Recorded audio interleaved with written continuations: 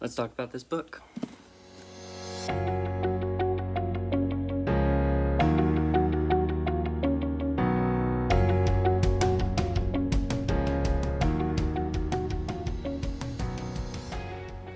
A Ballad of Songbirds and Snakes, it's kind of a long title, I know, is the newest volume in the Hunger Games series, and it is by Suzanne Collins, and honestly, it was a good book. I liked it.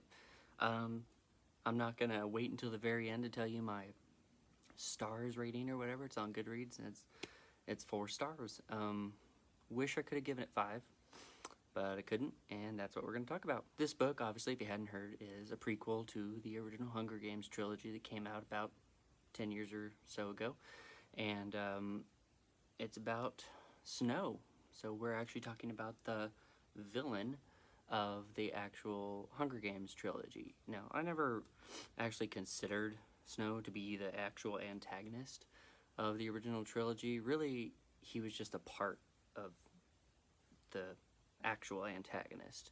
The actual antagonist was the system. It was the world that had been built, that these people were living in. It was the system, the government, the districts, all of it combined, and Snow was just happened to be the actual head of that system, and he was perpetuating it. So here we start off in the book, and I'm going to do my best not to do any spoilers. I'm going to talk generally. So my recommendation is, if you don't even want to watch this, then go read it. I think you'll enjoy it if you look at it objectively, and you don't go with any preconceived notions. I didn't. All I knew is it's a prequel. It's covering Snow. I'm like, oh, okay. Well, let's see what she has to say, what this author wants to talk about. So she decided to talk about 10 years after the war initially over Pan Am is over.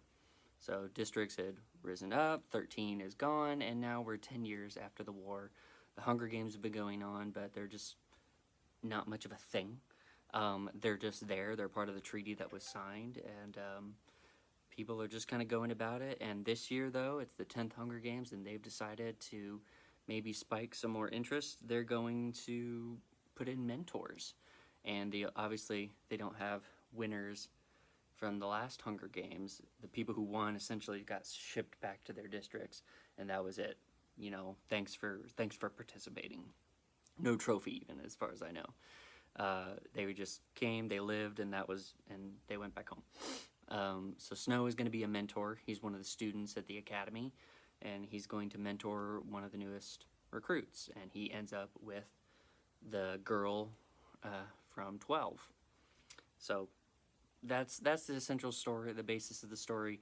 Honestly, the first 2/3 of the book I thought were really good. I thought the pacing wasn't great, but it was a little shaky, but I clipped along with it. I went along with it. There were only a couple little slow spots that I was like, okay, this could have been trimmed, this could have been sped up, but ultimately it kept going. It had a kind of thriller pace to it, where almost at the end of every single chapter, or at the very least every other chapter, there was like a stinger kind of thing going, like, oh, something happened, and what happens next. The last third just kind of fizzled for me. I felt like the author was building to something that was going to be like a dark turn. Since you know in the original trilogy that he's the president, he's the bad guy, you know he's there, so you know he lives through all of these things, and he eventually gains power, so you wonder, who was he and how did he get there? And obviously we're not going to get the entire life story, but we're going to get a piece of it. So I thought, oh man, there's going to be a dark turn. And I don't mean the kind of turn of like the one moment, the thing that just made him snap or whatever, because when we first meet him in the book, he's already not a very good guy. He's not like an evil villain, and again, I never actually saw him as the villain. Entitled, narcissistic, just self-centered kind of brat, and that's who he is. He still has people he loves, because let's be honest, in the real world, even the worst of people have people they care about.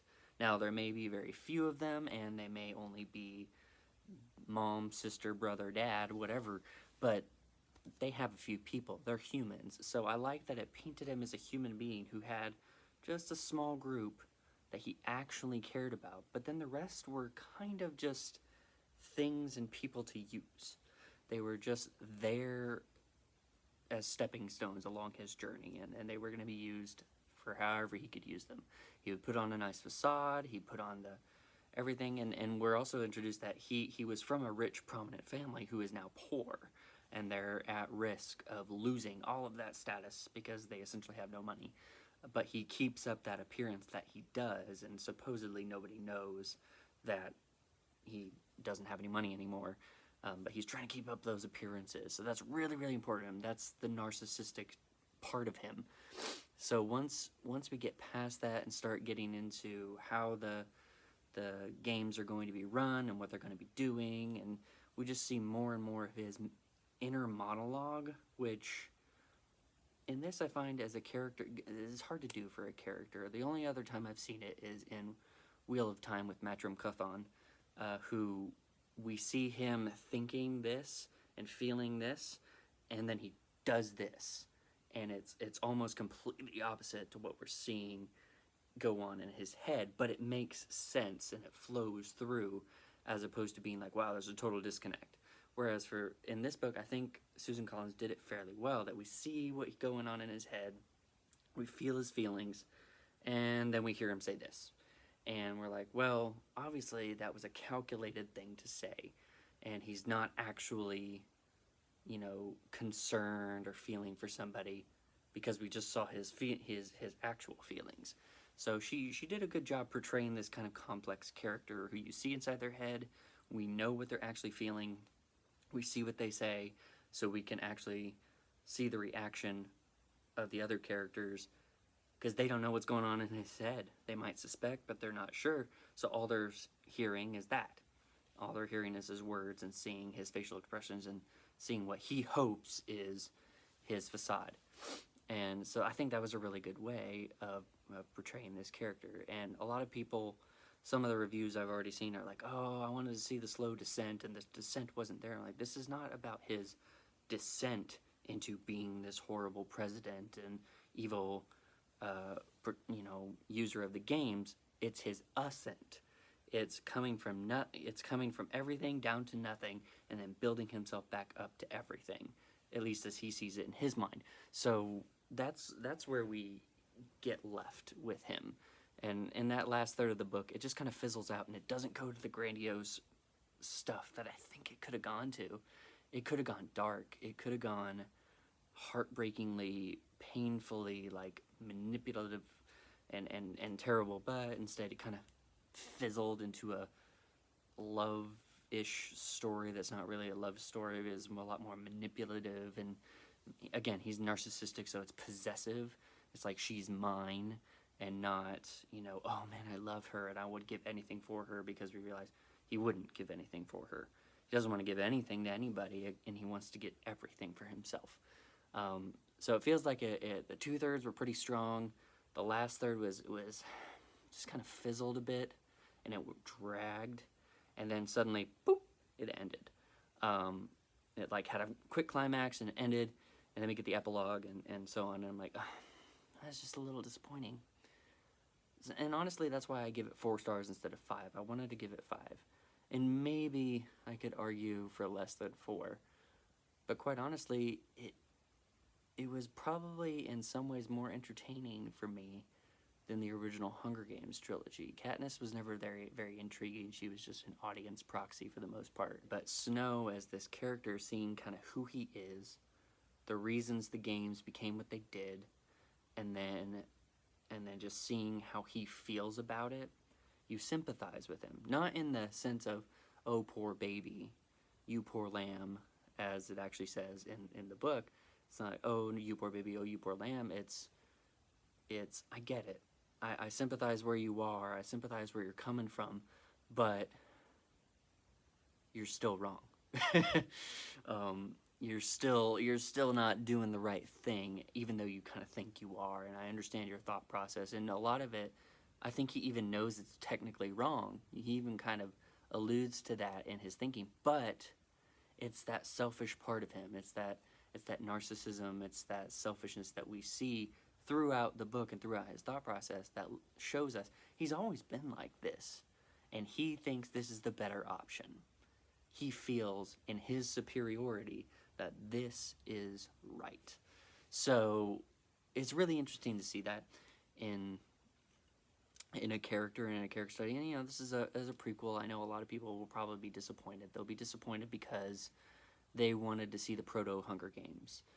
They wanted to see exactly what they saw in the original trilogy, maybe, and just kind of get a behind-the-scenes glimpse. And I could even say I agree with that. I would love to see Haymitch's Hunger Games, or maybe even the very first technological, awesome, flashy show Hunger Games. But, you know, the Hunger Games, to this point, when this book starts, is they've really just been kind of like gladiatorial things where they're thrown into this arena and kill each other. There's no high-tech stuff really or anything like that. There's no scoreboards. There's pretty much nothing except here's a bunch of weapons. Go at it. And they watch. And you come to find that most people don't even watch it. And it's just not even a thing. So this book is also about making the Hunger Games what they will become in the original trilogy. So that's kind of interesting to see too. So I know a lot of people are going to want essentially another Hunger Games trilogy, but this isn't that. This is just a character study of the President Snow character we see in the original trilogy, which is, I think, a good kind of backstory for him. I think it's a good character study.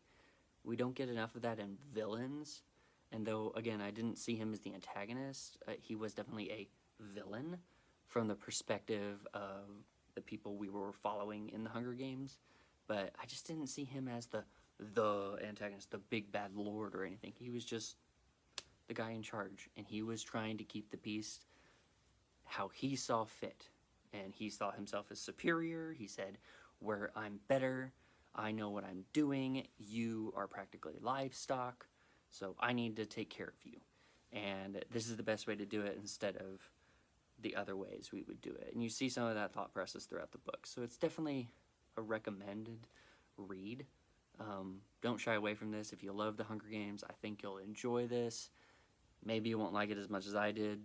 That's fine. I was able to read it pretty quickly. I'm a slow reader in general, but I was able to read this in 2.5 days or so. That combined with trying to take care of kids and everything at home, so that's pretty fast for me. But it was a great read, and I think everybody else should read it and enjoy it. So good on the author for putting something out there. It is longer than I think any of the other Hunger Games books. That was probably the first thing I noticed. Picked it up and I'm like, wow, this is like twice the size. Maybe not that far, but you know, it was a lot thicker than the others. So a little bit more of a read, not as fast as probably the others were. So there you go. That's my review. That's my essential opinion and feelings on it. Hope you enjoyed. If you do, maybe you'll subscribe to this channel. I know this is the first video, hopefully of many. If you have any other questions or comments, please put them below. I will try to read some of them, but comments have often been a negative thing for me. But, you know, hopefully you guys will be nice and sweet in your comments instead of, you know, kind of bittersweet. Also, I actually have my own book that I self-published, A Clash of Symphonies. It's available on Amazon. If you want to read it, you could also read it on Kindle Unlimited, I believe it's right now, as of this video anyway. I'll also put a link down in the description as well. Nice getting to chat with you, nice giving you my opinions, and hopefully this will be the start of many more. Thanks, bye.